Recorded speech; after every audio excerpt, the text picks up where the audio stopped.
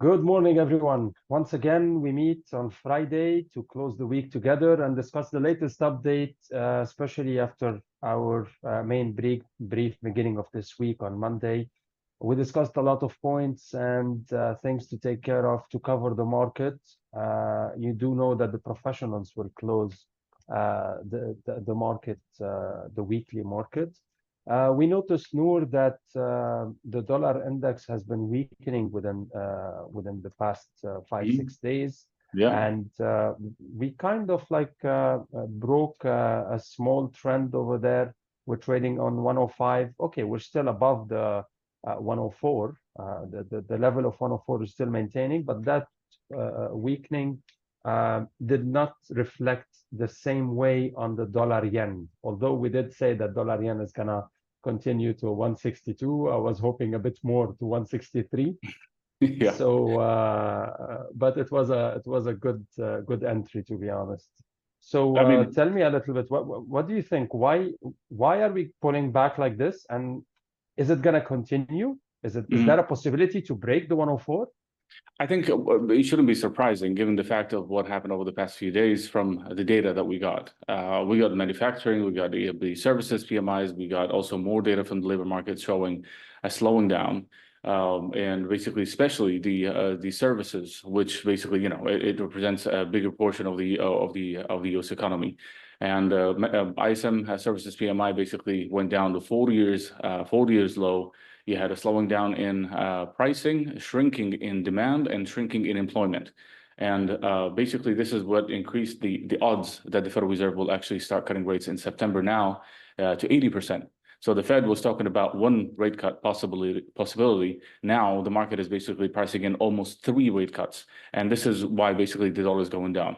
For the dollar, if it's going to go down or no, I think there's still more pressure going forward, especially if we keep getting more and more weaker data. Today, of course, we have the jobs report, and any kind of increase in the unemployment rate would actually, because the only thing that is now missing from the equation of starting to cut the rates is basically higher unemployment or weakening, labor market. But we still did not see any intervention from Bank of Japan until now. The weakening of dollar yen at the moment, we need to mention that this is just because of the dollar pullback. Yeah, that's correct.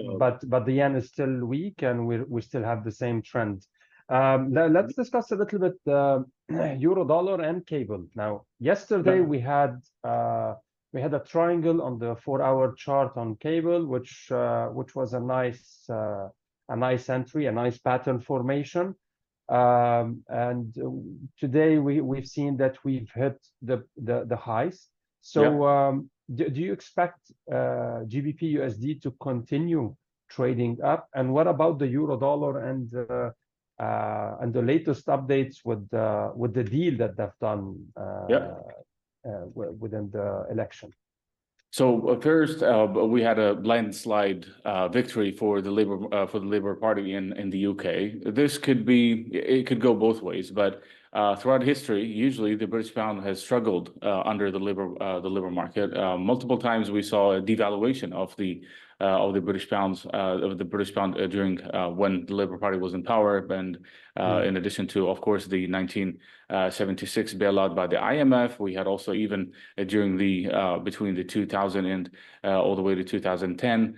So usually throughout history, the British pound is not a strong currency when it comes, especially if the Labour's or the Labour Party is actually in power, and this will still be in question because depending on what's the policies that they will implement. But so far, it looks still positive. But of course, the most important levels that people would have to keep an eye on is basically the same thing, 128.30, and then following that, we'll have to look if we were going to break 129 or not. But if the British pound actually continue to strengthen, it's most likely that it will be because of the dollar weakness, not because the British pound is actually strong.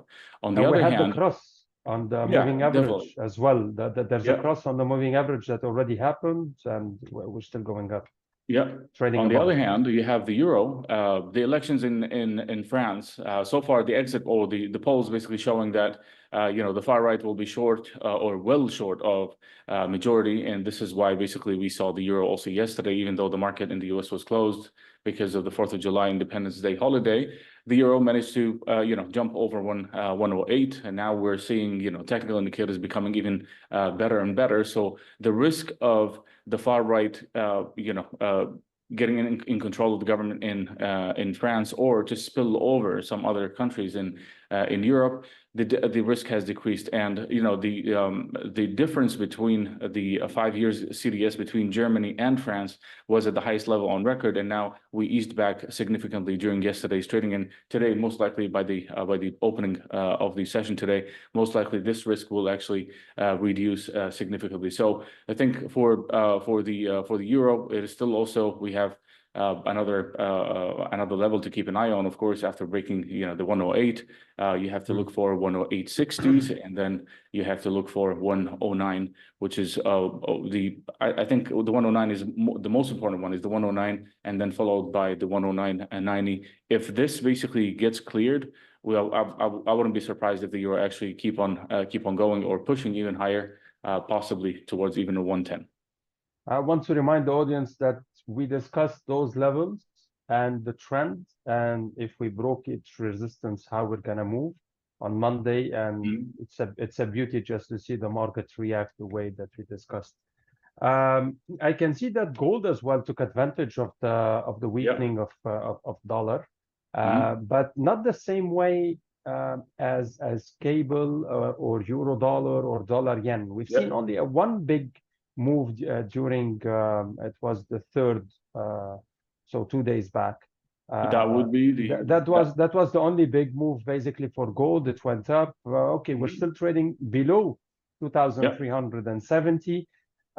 Didn't break that level yet, or even the 85 yet, to see a new trend or a new move up. Do you expect gold to get out of this consolidation that we've been trading in? I don't know, the small consolidation, it's between I don't know, since May until now. So that's a small one. Of course, the big one is since April.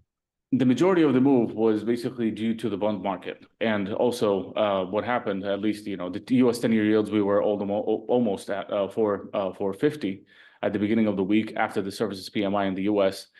It dropped down 10 basis points. Now we're back to 435. That basically, lower yields always push commodities, or at least precious metals, higher. So that was one of the main reason why gold basically spiked up. And at the same time, don't forget, there's a lot of people is still considering that there is a head and shoulder on gold on the daily chart, and this is why basically the upside move is not as strong, because you have a heavy sellers when it comes to whether retail or institutions or whatever.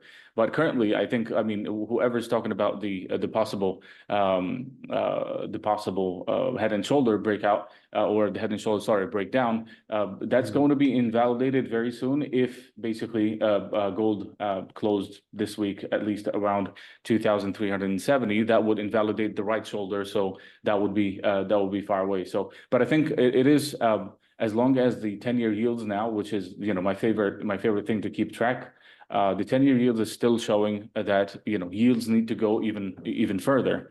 And when we ask this question, what could actually lead for yields to go further, we would need more slowing down in the economic activities and more signs that the Federal Reserve will actually cut rates. As long as we get this, gold and silver, most likely we will get out of this consolidation very soon. I would say within the next few weeks. Okay, in a minute, Noor, I would like to shed some light on the Nasdaq and S&P. We have a new high on both of them today, and I think the expectations on most of the big banks are coming true. The market is not slowing down. We still can see the demand on the market, despite all the debate and the problems and the election and the action that is happening in the US. But I think the market is pricing something else Yep. It's still related to the rate cuts and that, or is it related to something else from your opinion? I would say it's related more to what happened after the debate and the talks that that the Democratic Party is trying to ask Joe Biden to step aside and or to end his race, and But he's not gonna be like there was a statement yesterday. Yeah. that, So far it is still not confirmed, but at least the party is kind of concerned about that. But this is, remember what happened when Donald Trump was elected. The market crashed at the beginning or right after that, and then we got one of the greatest bull runs ever. So could it be the market always confirmed the president, no matter if they agree on him before or not. Exactly. That's how it is. I think this move, it's not going to be, like a powerful move. I still believe if we get the data from the US that we have more slowing down, that might be basically the beginning of a retracement. Exactly. All right. So it's been a pleasure to have you.